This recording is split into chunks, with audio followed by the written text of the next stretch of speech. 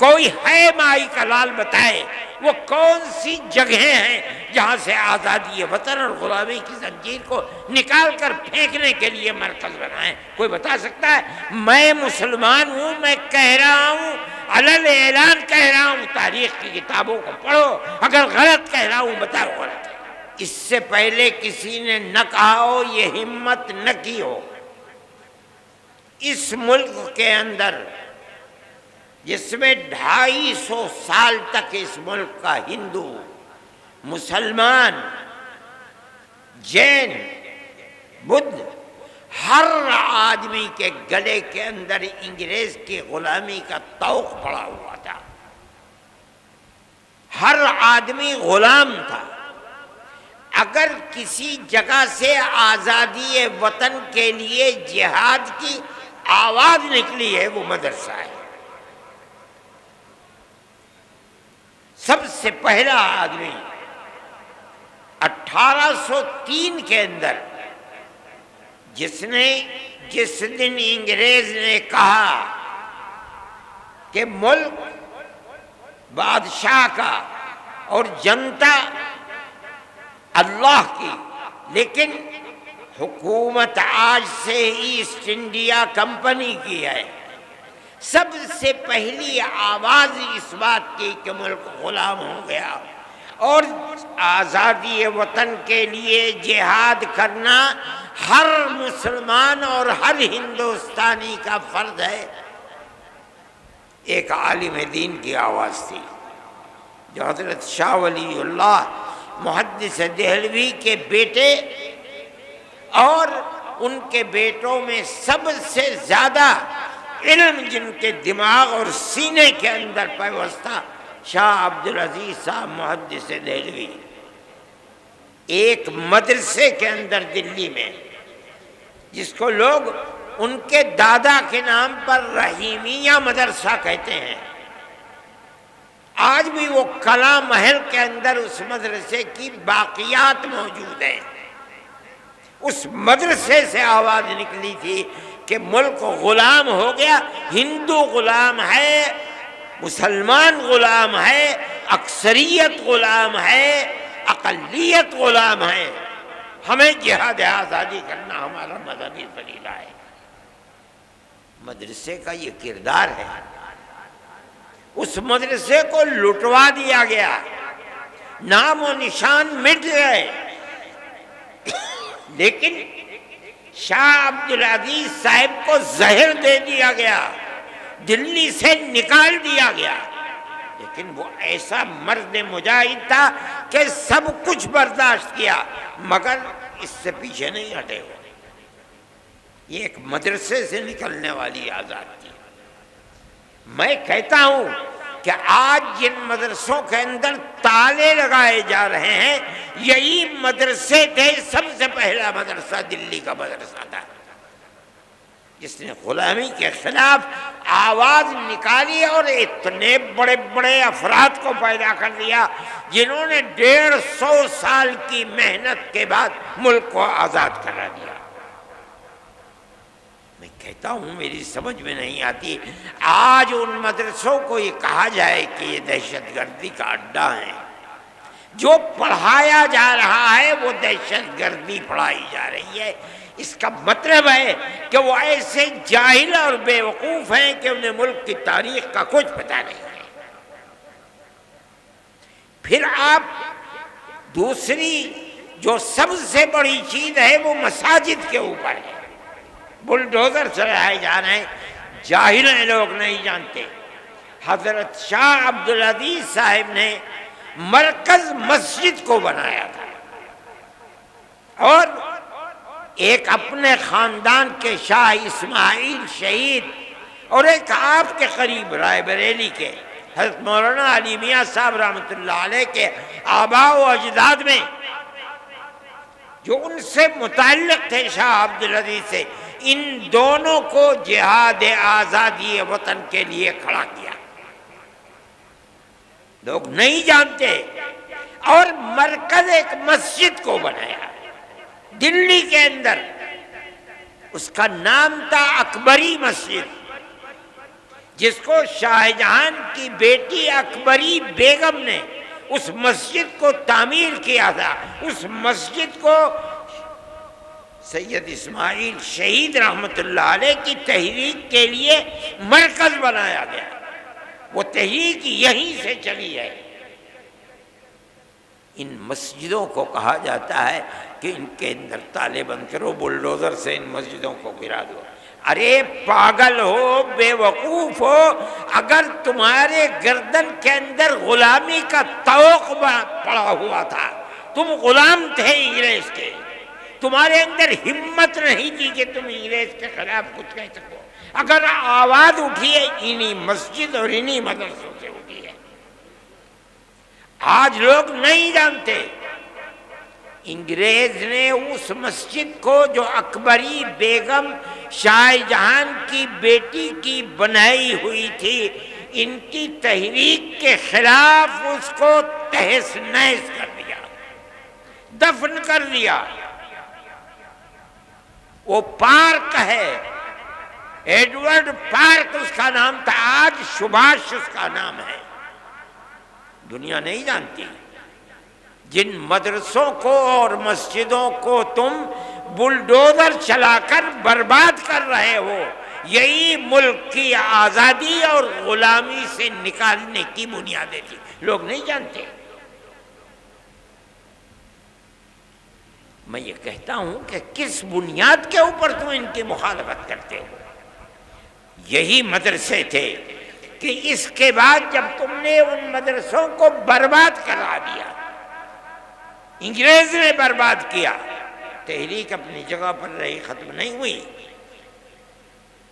حضرت شاہ اسماعیل شہید رحمت اللہ علیہ اور ان کے ساتھی آزادی وطن کے لیے صوبہ سرحد جو آزاد قبائل ہیں وہاں پہنچ گئے، جہاد کرتے رہے، یہاں تک کہ سن 1832 کے اندر وہ شہید ہو گئے جہاد کرتے کرتے، چھوڑ دیا لوگوں نے، تتر بتر ہو گئے، لیکن لوگ واپس آئے، اور آنے کے بعد سن 30-32 سے لے کر سن 57 تک اپنا کام کرتے رہے، یہاں تک کہ 1857 کے اندر انہوں نے پھر دوبارہ جہاد کو بلند کیا، جس کو انگریز نے غدر کا نام دیا۔ اس جہاد کے اندر تاریخ کو اٹھا کر دیکھو، آج مصیبت یہ ہے کہ مرکز سے لے کر صوبائی حکومت تک کوئی پڑھنے والا آدمی نہیں ہے، بڑے سے بڑا ان پڑھ آدمی بیٹھا ہوا ہے۔ سن 1857 کے اندر جہاد کے اندر صرف دلی میں روشن مستقبل، روح روشن مستقبل، ان کتابوں کو اٹھا کر دیکھو، صرف دلی کے اندر 32,000 علماء کا قتل ہوا ہے۔ کون لوگ تھے یہ وہی تحریک تھی جو شاہ عبدالعزیز صاحب رحمت اللہ علیہ نے دلی کے ایک مدرسے سے اس تحریک کو بلند کیا تھا، جس کا مرکز اکبری مسجد کو بنایا تھا۔ اس مسجد کی در و دیوار آج بھی اینٹیں دفن ہیں۔ ابھی 5-7 سال پہلے شعیب اقبال جو اسمبلی کے ممبر ہوا کرتے تھے، اتفاق سے وہ زمین کو کیوں کھودا نہیں معلوم، اس کے باقیات مل گئے، لیکن بی جے پی گورنمنٹ نے ان کو باقیات کو باقی نہیں رہنے دیا، اس کو پھر پاٹ کر کے زمین کے اندر دفن کر دیا گیا۔ وہ ایک تاریخ تھی۔ یہ مسجدیں اور یہ مدرسے اسی تاریخ کے نمونے ہیں۔ کوئی ہے مائی کا لال بتائے وہ کون سی جگہیں ہیں جہاں سے آزادی وطن اور غلامی کی زنجیر کو نکال کر پھینکنے کے لیے مرکز بنائیں؟ کوئی بتا سکتا ہے؟ میں مسلمان ہوں، میں کہہ رہا ہوں، علل اعلان کہہ رہا ہوں، تاریخ کی کتابوں کو پڑھو، اگر غلط کہہ رہا ہوں بتاؤ غلط ہے۔ کیوں مدرسوں کے پیچھے پڑے ہوئے ہو؟ ہمارا تعلق کوئی سیاست سے نہیں ہے، پھر دیکھیے جب 1857 کے اندر 2 لاکھ مسلمان شہید کر دیا گیا، ابھی 1.5 مہینہ پہلے، بلکہ 1 ہی مہینہ ابھی ہوا ہے کہ جب وقف کے مسئلے کے اندر پارلیمنٹ کے اندر گفتگو ہوئی تو ایک ہندو بڑی بہترین اردو بولنے والا، میرے اس کے باپ سے تعلقات تھے، جو آسام کا چیف منسٹر تھا، اس کا بیٹا ہے گوگوئی، اس نے تقریر کی، پارلیمنٹ میں کہا کہ 2 لاکھ مسلمانوں نے اپنی جان آزادی وطن کے لیے دی ہے۔ ان لوگوں کے نام لیے جنہوں نے آزادی وطن کے لیے اپنی جان کو قربان کیا ہے، اور یہ ایک حقیقت ہے۔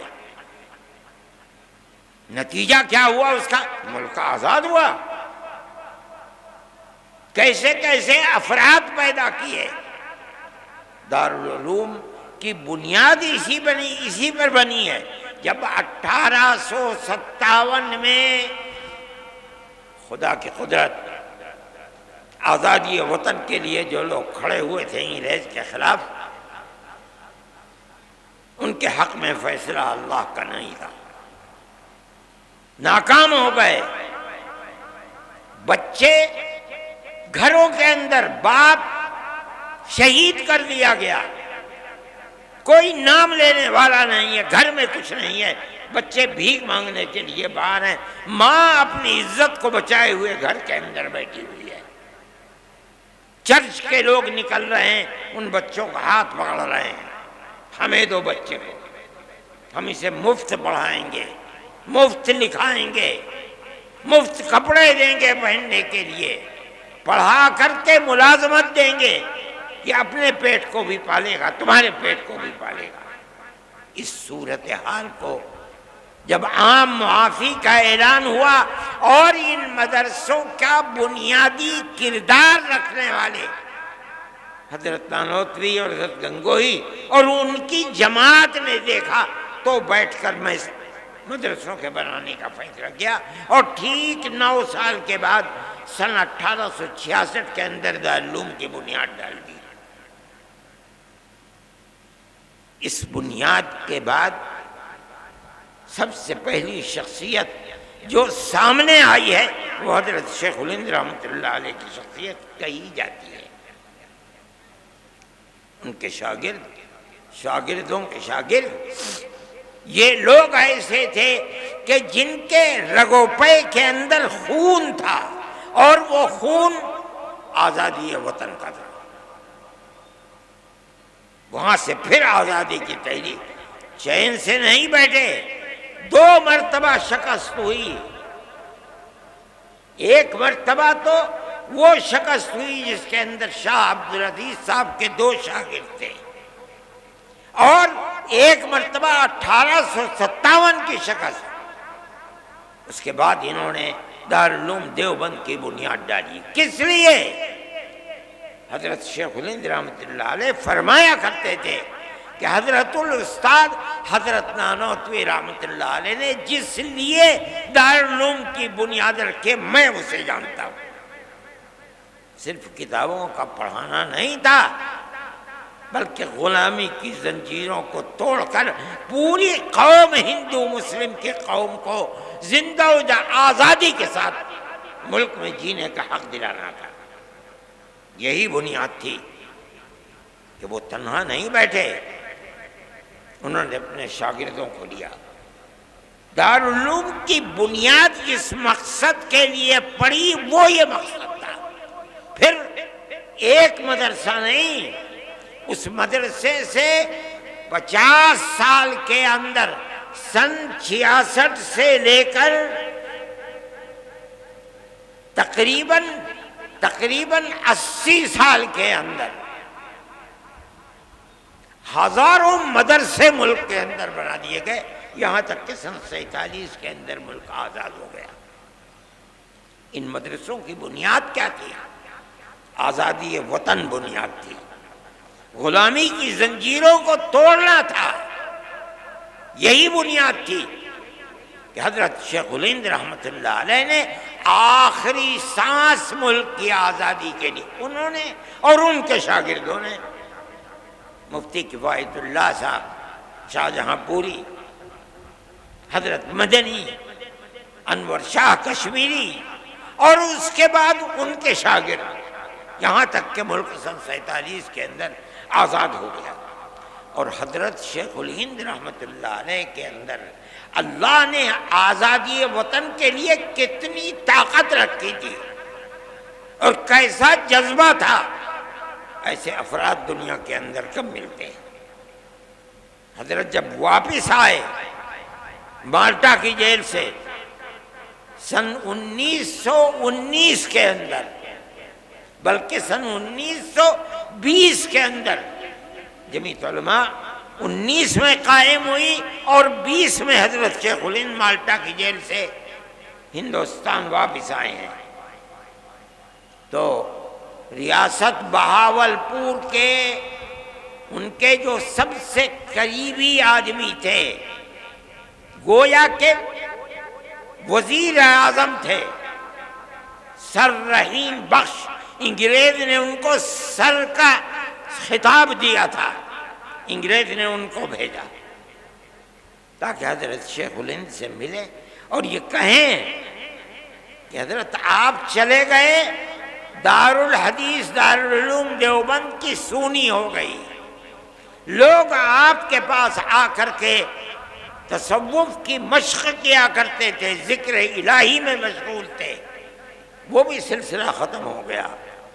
اب آپ چند روز ہے، خدا جانے کتنے دن کی زندگی ہے، آپ ایک جگہ بیٹھ جائیے۔ آپ نے پوری کوشش کر لی انگریز کو ہٹانے کے لیے، مگر انگریز حکومت تو اپنی جگہ سے ٹس سے مس ہوئی نہیں ہے، تو پھر آپ کو اپنی زندگی، وہ کام جو آپ کے بعد ختم ہونے کو ہیں، انہیں پھر دوبارہ زندہ کرنا چاہیے۔ وہ بوڑھا آدمی جو وہاں سے آنے کے بعد 1 سال اور کچھ مہینے زندہ رہ سکا،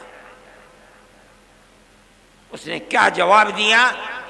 اسی مدرسے سے نکلے ہوئے لوگ تھے، انہوں نے کہا آپ اپنی بات پوری کر چکے؟ کہا کر لی۔ فرمایا کہ میں بوڑھا ہو گیا، جس سرزمین پر انگریز کی حکومت ہے وہاں جینا تو جینا، اس سرزمین پر مر کے دفن ہونا بھی مجھے گوارا نہیں ہے۔ میں تو ہندوستان صرف اس لیے آیا ہوں کہ میں آ کر اعلان کروں کہ انگریز کی غلامی حرام ہے۔ میں بوڑھا ہو گیا، میرے پیروں میں چلنے کی طاقت نہ رہی اگر، تو میں اپنے شاگردوں سے کہوں گا کہ مجھے ایک چارپائی پر لٹا دیں اور اپنے کاندھوں پر لے کر ملک کے گاؤں گاؤں جائیں اور میں ہر گاؤں میں یہ اعلان کروں کہ انگریز کی غلامی حرام ہے۔ یہ تڑپ کس میں پیدا ہوئی؟ کہاں سے پیدا ہوئی؟ مدرسوں سے پیدا ہوئی ہے۔ ان مدرسوں کو بنایا کس لیے گیا؟ دارالعلوم کو کس لیے بنایا گیا؟ دارالعلوم سے 25,000 مدرسوں کو کس لیے بنایا گیا؟ اس ملک کے اندر آزادی کے جذبہ جہاد کے لیے بنایا گیا، ہندو مسلم محبت کے لیے بنایا گیا، ملک کے اندر امن و امان قائم کرنے کے لیے بنایا گیا۔ تم ان مدرسوں کو کیوں ان کی جڑ کو کھودتے ہو؟ وہ تم سے کچھ نہیں لیتے۔ مسلمان رکشہ چلاتا ہے اور صبح سے شام تک جو ملتا ہے اس میں سے 2 پیسے اپنے مدرسے کو بھی دیتا ہے۔ ہم تو کسی دولت مند کے سے پیسے نہیں مانگتے، کسی گورنمنٹ سے پیسہ نہیں مانگتے۔ ایک مرتبہ اندرا جی تھیں، نہیں سونیا جی تھیں، اور ارجن سنگھ زندہ تھے، انہوں نے اور سہیل صدیقی، جن کو پارلیمنٹ نے کالج اور یونیورسٹیوں کے اقلیتی کردار کے لیے ان کو امین بنایا تھا، وہ بھی تھے۔ ان سب نے مل کر کے ایک کمیٹی دلی کے اندر بنائی، انہیں لوگ مل بھی گئے، کچھ لوگ تھے مولی فضیل تھے گورکھپور کے اور دوسرے لوگوں نے مل گئے، انہوں نے بلا لیا، مجھے بھی بلایا مگر میں بھول گیا۔ مجھے ایک صاحب نے کہا کہ بھائی انہوں نے بلایا تھا تم گئے نہیں، مجھے یاد آیا، میں فوراً گھر میں گیا، بریف کیس میں ایک جوڑی کپڑا رکھا اور ایک گاڑی 10 بجے جاتی تھی، میں اس گاڑی میں سوار ہو کے دلی پہنچ گیا۔ صبح کی میٹنگ تو ختم ہو گئی تھی، ظہر کے بعد 2 بجے کی میٹنگ تھی، میں بریف کیس اٹھا کر کے وہاں چلا گیا، جا کے بیٹھ گیا۔ انہوں نے مجھے دیکھا تو اسٹیج کے اوپر بلا لیا، جلسہ شروع ہو گیا، میرا نام آیا تو میں کھڑا ہو گیا اور میں نے کہا کہ مدارس کے سلسلے میں آپ جو تحریک چلا رہے ہیں کہ مدارس مدرسہ بورڈ سے ملحق ہو، اور آپ 800 کروڑ کا بجٹ بھی لے کر کے آ گئے، آپ کیوں یہ چاہتے ہیں؟ آپ کو مدرسوں کی کردار کا پتہ ہے کہ مدرسوں نے کیا کیا ہے۔ میں نے ان کے سامنے یہ چیز رکھی کہ ملک غلام تھا، مدرسوں کی تحریک دارالعلوم دیوبند سے چلی، بنیاد اس کی کیا تھی؟ آپ سے وہ 2 پیسے نہیں چاہتے، اس لیے کہ انہیں یقین ہے کہ اگر آپ پیسہ دیں گے تو کل کو آپ ان کے نظام تعلیم میں بھی دخل دیں گے، ان کے نصاب تعلیم میں بھی دخل دیں گے۔ وہ اپنے آپ کو آزاد رکھنا چاہتے ہیں۔ ارجن سنگھ کہنے لگے کہ ہم وعدہ کرتے ہیں کہ ہم دخل نہیں دیں گے۔ میں نے کہا میں نہیں کہتا ہوں کہ آپ جھوٹ بول رہے ہیں، بالکل سچ بول رہے ہیں، لیکن آپ میری ایک بات کا جواب دیں، ابھی الیکشن کے اندر 2 سال باقی ہیں، 3 سال گزر چکے، اقتدار کی کرسی پر آپ بیٹھے ہیں، آپ کہہ رہے ہیں کہ ہم دخل نہیں دیں گے، کیا آپ مجھے گارنٹی دے سکتے ہیں کہ 2 سال کے بعد جو اگلا الیکشن ہوگا آپ ہی جیت کر آئیں گے؟ کہنے لگے نہیں گارنٹی نہیں دے سکتے۔ میں نے کہا ٹھیک کہتے ہیں، آپ تو 2 سال کی بھی گارنٹی نہیں دے سکتے، اور میں مدرسے کا آدمی ہوں، میں اپنے دل کے اندر یہ ارمان رکھتا ہوں کہ اگر اللہ نے مجھے قیامت تک کی زندگی دی تو میں قیامت تک مدرسے کو زندہ رکھوں گا، میرا آپ سے کیسے ساتھ ہو سکتا ہے؟ اس لیے میں جمعیت علماء کے پلیٹ فارم سے کہتا ہوں، ہم کل بھی مخالف تھے گورنمنٹ کی مدد کے، آج بھی مخالف ہیں، اور جب تک زندہ رہیں گے مخالفت کرتے رہیں گے۔ ہمیں آپ کی کیا ضرورت ہے؟ مدرسہ ہماری دنیا نہیں ہے، ہمارا دین ہے۔ جس طرح مسجد ہمارا دین ہے، اسی طرح مدرسہ بھی ہمارا دین ہے۔ اگر مسجد میں نماز پڑھی جاتی ہے، مدرسے میں نماز پڑھنا سکھلایا جاتا ہے۔